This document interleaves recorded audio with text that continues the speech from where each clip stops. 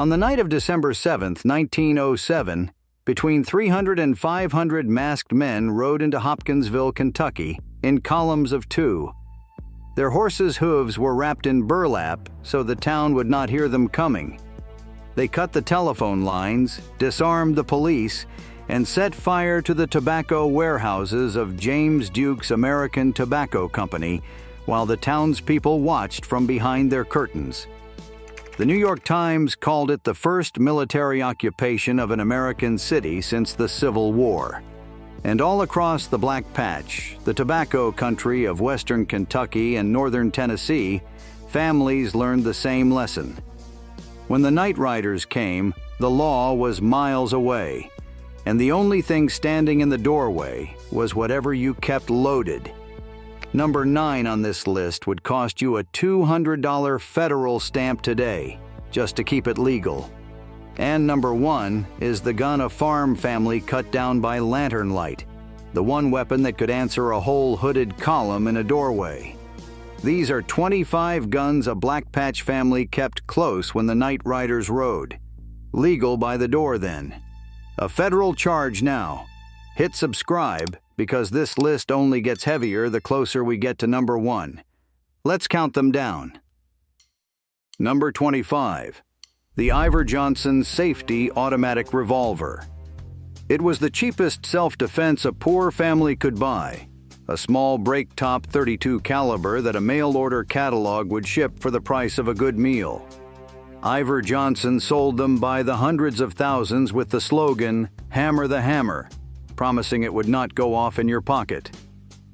On September 6, 1901, an anarchist named Leon Cholgos bought one at a Buffalo hardware store, reportedly for $4.50, wrapped it in a handkerchief, and used it to kill President William McKinley. That is the gun we start with. And in Kentucky, under a law dating to 1813, slipping a pocket pistol under your coat brought a $100 fine. Concealed, it was already a crime. Loaded by the door, it was survival. Number 24. The Harrington and Richardson Young America. This was the Iver Johnson's twin in the cheap revolver trade, a tiny 5-shot that sold through the same catalogs to the same nervous households. It was not accurate past a room. It did not need to be. A night rider raid happened at the length of a hallway. What it gave a farmer's wife was a handful of shots she could hide in an apron pocket and reach without crossing the room. And that hiding is exactly what the Kentucky courts called a crime. An ordinary pocket knife was the only thing a person could legally carry concealed. Everything else under the coat was a fine waiting to happen. Number 23. The British Bulldog Pocket Revolver. Short-barreled, fat-gripped, chambered in a stout .44 caliber, the Bulldog and its American copies were the pocket cannon of the era. Charles Guiteau used one to assassinate President Garfield in 1881, which tells you how common and how concealable they had become. In the Black Patch, a bulldog rode in a coat pocket or a saddlebag, big enough to mean it, small enough to hide. And hiding it was the whole problem with the law. Carried openly, it was legal. Carried the way you would actually carry it into a dark barn lot, it made you a criminal before you ever pulled the trigger. Number 22. The Remington Model 95 Double Derringer. 2 barrels stacked over and under, 41 rimfire, small enough to vanish inside a closed fist. It had been the gambler's insurance since 1866. The gun you never saw until it was pressed against you. It held 2 shots and no more. A weapon of last contact. The thing you kept for the moment a masked man was already through the door. When Kentucky's lawmakers wrote their concealed weapon statute, this was almost exactly what they pictured. A pocket pistol, the law said, $100. The Derringer was the definition of the crime, and the definition of a family that had run out of distance. Number 21. The Colt Model 1903 Pocket Hammerless. John Browning designed it, and it was a genuine leap, A flat, smooth .32 caliber automatic with no exposed hammer to snag on a coat lining as you drew. It slid in and out of a pocket like a watch. That was the entire point, and that was the entire problem. A gun built to be invisible is a gun built to be carried concealed, and in Kentucky, that was still the one thing the statute forbid. The Colt 1903 was the modern answer to an old fear. The fear was just as old as the law that made hiding it a crime. Number 20. The Colt Model 1908 Vest Pocket. If the 1903 was flat, the 1908 was nearly invisible, a .25 caliber automatic so small it disappeared inside a vest, which is where it got its name. It arrived in 1908, in the very heart of the Knight Rider years. It did not have the power to stop a man reliably, but it had the one thing a cornered family valued most: the ability to be there and unseen until the last second, which once again is the exact thing Kentucky law punished. The smaller and more hideable the gun, the more surely carrying it broke the statute. Number 19. The cane gun. A gentleman's walking stick with a rifled barrel hidden down its length and a trigger folded into the handle. You leaned on it in daylight. In the dark, it fired a single shot into whoever thought an old man was unarmed. These disguised guns were rare, expensive, and utterly deniable, which was their genius and their danger. Today, the federal government has a name for the cane gun. It isn't any other weapon under the National Firearms Act of 1934, a registered, taxed, fingerprinted category of arm. A disguised gun was a crime waiting to be written. Washington eventually wrote it. Number 18. The knife and pistol combination gun. Part blade, part barrel, sometimes with a set of brass knuckles for a grip. These were the improvised nightmares of the era, built so a man surrounded in the dark had a second answer when the first one missed. They were ugly, close range, and desperate, which is exactly the situation the Black Patch handed people. Like the cane gun, the combination weapon is now a federally controlled any other weapon, a gun that pretended to be something else. The law finally stopped letting it pretend. Step back for a moment and picture the whole thing. A column of 200 men, masked, sashed in white, their horses muffled with burlap so a farm never heard them until the dogs began to scream. Contemporary accounts describe them arriving with deer rifles and double-barreled shotguns, opening fire on windows and lamps, shouting at families to stay inside. From 1906 through 1909, they rode in groups of 6 to 100, burning barns, whipping men in front of their children, destroying the plant beds that were a family's entire year of income. This was the world these guns lived in, not a shooting range, a dark farm lot with the law an hour's ride away. Every weapon on this list was legal to own and carried the way that world demanded, a fine or a felony. Back to the count. Number 17. The pepperbox pistol. Before the revolver settled the argument, the pepperbox answered it with a cluster of barrels that rotated to fire one after another. By 1906, it was old-fashioned, a relic of an earlier fight. But relics do not stop working, and a family took down whatever hung on the wall when the hooves came. It was heavy, short, and made for a room. It was also, like everything small enough to hide, on the wrong side of the concealed weapon law the day you slipped it into a coat. Number 16. The Smith & Wesson .38 Safety Hammerless. Collectors call it the lemon squeezer, for the grip safety along its back that a hand had to squeeze before it would fire. Smith & Wesson built it from 1887 as a pocket gun for people afraid of accidents, with no hammer spur to catch, and a safety that made it hard to fire by mistake. It was the respectable person's hideout gun, the one a shopkeeper or a farmer's wife could carry without feeling like an outlaw, except that carrying it concealed in Kentucky made them exactly that. The gun was built for the pocket. The pocket was against the law. Number 15. The Colt Model 1877, the Lightning and the Thunderer. Colt's first double-action revolver, meaning you could fire it by pulling the trigger alone, no thumb cocking, shot after shot. The .38 caliber was the Lightning, the .41 the Thunderer, and Billy the Kid was said to favor one. It had a reputation for a delicate mechanism, but in a hand that needed to empty a cylinder fast into a doorway, double action was the future. This was not a hideout gun. This was a fighting revolver a man wore openly, and worn openly it was perfectly legal. The black patch just rarely gave a man the daylight to wear it that way. Number 14. The Merwin-Hulbert Army Revolver. One of the finest revolvers most people have never heard of, built to a standard of fit and finish that rivaled Colt, with a clever twist open frame for reloading. It was expensive, which meant it belonged to the farmer who was doing well enough to be exactly the kind of holdout the Night Riders wanted to punish. A prosperous association man was a target. His good revolver was legal, carried on the hip in the open. The trouble was that no one carries a revolver in the open at midnight. They carry it under a coat, and under a coat, it broke the law. Number 13. The Smith & Wesson New Model Number 3. A top-break single action in the potent .44 Russian, it was the revolver of lawmen and outlaws alike across the West. Prized because it ejected all 6 empties at once when you broke it open, a faster reload than the Colt it competed with.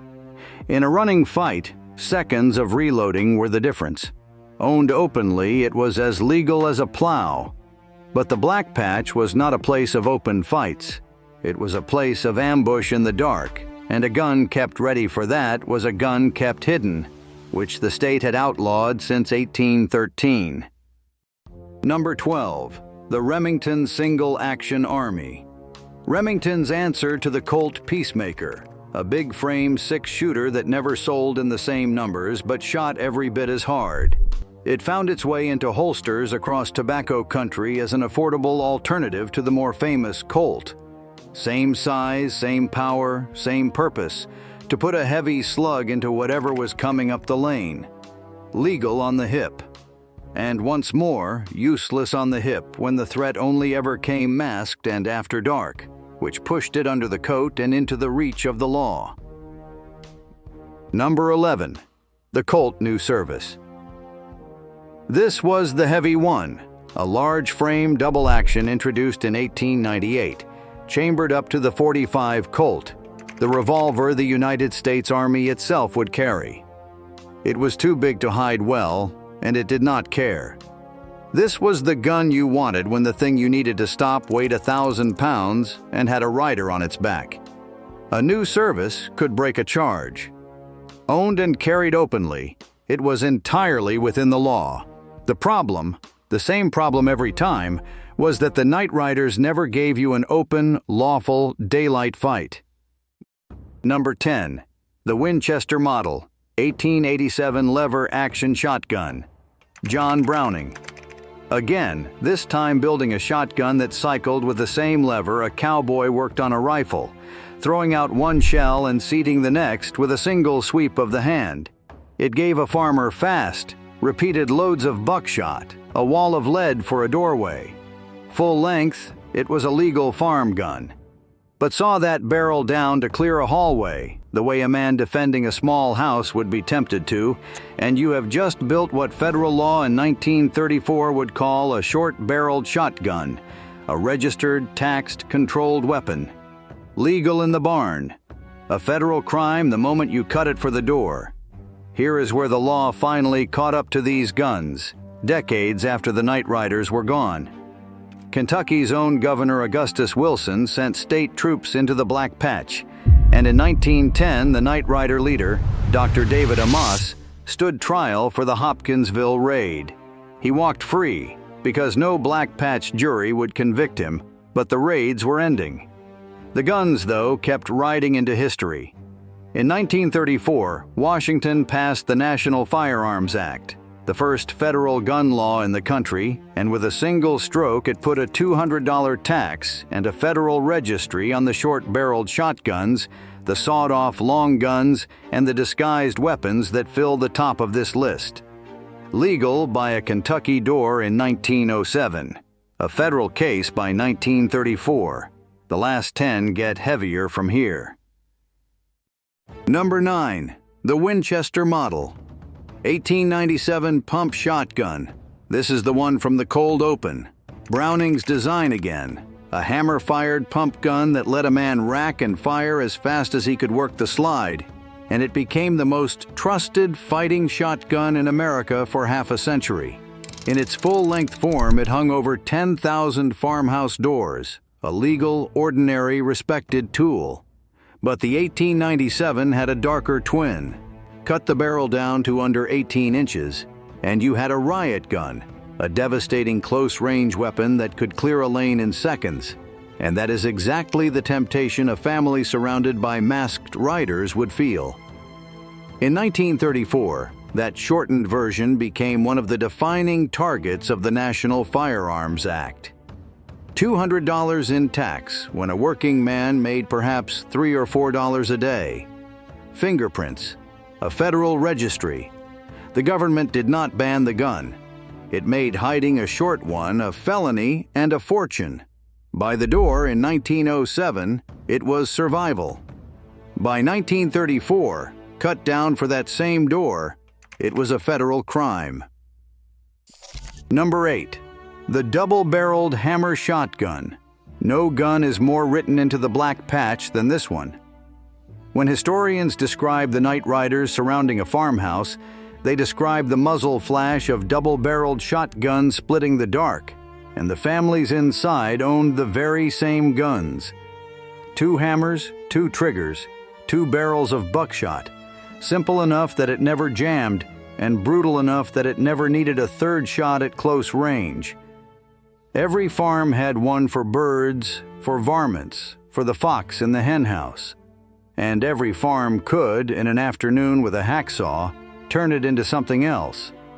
Cut the barrel short for the confines of a doorway, and the coach gun became the weapon of last resort, the thing you leveled at a hooded column on your own porch. That cut-down gun is now a federally registered short-barreled shotgun. The most common gun in tobacco country became, when you shortened it for the fight the night riders forced, one of the most controlled guns in America. Legal by the door. A federal charge once you cut it down. Number 7. The Winchester Model 1873. They called it the gun that won the West. And by the time the night riders rode, it was already a legend. A lever-action rifle, chambered most often in .44-40, that could hold more than a dozen rounds and fire them as fast as a hand could work the lever.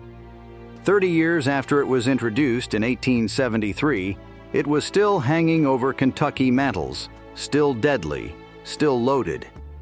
What made it matter in the black patch was capacity. A single-shot gun gave you one answer. The Model 1873 gave you 15. Against a group of 6 to 100 riders, the difference between one shot and 15 was the difference between a threat and a slaughter. This was a legal rifle, carried and owned in the open without a second thought, and it stayed legal. Its place this high is not about the law. It is about what a family could actually do with it when the muffled hooves came up the lane and the answer was, hold a porch against a column. Number 6. The Winchester Model 1894. The rifle that replaced the legend. Introduced in 1894 and chambered in the new smokeless .30-30, it fired a flatter, faster, harder hitting round than anything the old black powder guns could manage, and it did not give away your position with a cloud of white smoke. Contemporary accounts of the raids specifically named deer rifles in the riders' hands, and this was the deer rifle, the best-selling hunting rifle in American history. In the black patch, it cut both ways. The night riders carried it. So did the families defending against them. It was legal then, and it is legal now. Its rank here is about lethality and reach. A man with a Model 1894 on his porch could touch a rider before that rider ever reached his fence. Loaded by the door, it kept the dark at a distance. Before the final five, understand the scale of what these guns were caught inside. This was not a handful of feuding families. By 1908, more than 35,000 farmers across more than 30 counties refused to plant tobacco, and an entire year's crop simply did not exist. The association controlled an estimated 85% of the region's tobacco. That November, the American Tobacco Company finally raised its prices, and in 1911 the Supreme Court declared the company an illegal monopoly and ordered it broken apart. The farmers had won, but they had won in a country where, for years, the law was an hour's ride away, and a loaded gun by the door was the only government that answered on time. The final five are the guns that answered best. Number 5. The Marlin lever-action rifle. Marlin built the great rival to the Winchester, the models of 1894 and 1895, and they had one feature a defender in a farmhouse quietly loved. They ejected their empty shells out the side instead of the top, which kept the action cleaner and the shooter's line of sight unbroken as he worked round after round. It was chambered from the .44-40 all the way up to big-bore cartridges that could stop anything on 4 legs or 2. Legal to own, legal to carry, then and now. It ranks this high because it was simply one of the best tools a cornered family could put against a column of riders. Loaded by the door, it did not miss its turn. Number 4. The Savage Model 1899, the most modern rifle in the farmhouse. Where the Winchesters and Marlins fed from a tube under the barrel, the Savage 1899 used a rotary magazine hidden inside the action, which let it safely fire the pointed, high-velocity bullets the others could not. It was hammerless, sleek, and accurate, a rifle a decade ahead of its neighbors. For a black patch farmer who could afford it, the 1899 offered reach and precision that turned a defended porch into something a raider had to respect from a long way off. It was and is a legal sporting rifle. It sits at number 4 because in a fight measured by who could reach out first and hit, the Savage reached farthest. Number 3. The Springfield Trapdoor Rifle. Every war leaves its guns behind, and after the Civil War and the campaigns that followed, thousands of single-shot Springfield trapdoor rifles came home in the hands of veterans and their sons. By 1906 they were old, but they threw a .45-70 government cartridge, a slug so heavy it would go through a wall, through a horse, through nearly anything a night rider could hide behind. It fired only once before reloading, which is why it is not higher.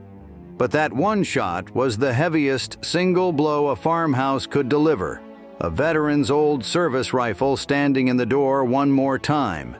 It was legal, a relic of honorable service. In the black patch, it became a relic still willing to work. Number 2. The Colt Single Action Army, the Peacemaker.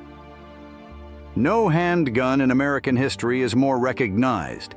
The 6-shooter of 1873 that armed lawmen, soldiers, cowboys, and outlaws for generations, chambered most famously in .45 Colt. By the time the night riders rode, it was already the revolver every man in the black patch could name and most could picture on a hip. It was reliable past the point of superstition, powerful and simple, and it stayed legal to own and carry openly through the whole conflict and long after. Its place at number 2 is not about any law. It is about trust. When a farmer heard his dogs erupt in the dark and reached for one gun, this was the gun a generation reached for without thinking, the one that had never let them down. Carried openly, it was lawful. But a man expecting masked riders did not stand on his porch with a revolver in plain sight and wait. He kept it close and hidden until the instant he needed it. And in that instant, a Kentucky law written in 1813 quietly turned him into a criminal for the crime of staying alive. Number 1. The sawed-off shotgun. This is the gun the whole list has been counting toward, and it is not a model, it is a decision. You took the double barrel that hung in the barn, the most ordinary gun in tobacco country, and by lantern light you clamped it in a vise and cut the barrels down to the length of your forearm. You did it for one reason. A full-length shotgun is a bird gun, made for a field. A sawed-off shotgun is a doorway gun, made for the 3 feet of dark between you and a masked man who has already decided to come in. It gave up all its reach and kept all its violence, a spray of buckshot that could not miss at the range the night riders forced.